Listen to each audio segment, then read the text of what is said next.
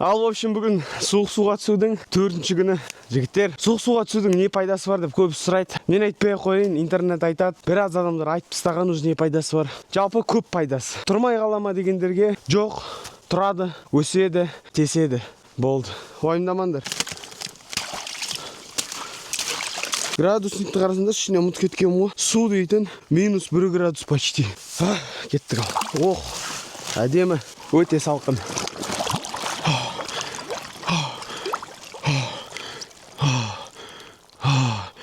Салқын суға түсудің енді бір көп пайдасы бар. Оның бірі, білмеймін шеше. Әйтеуір мықты пайдасы бар.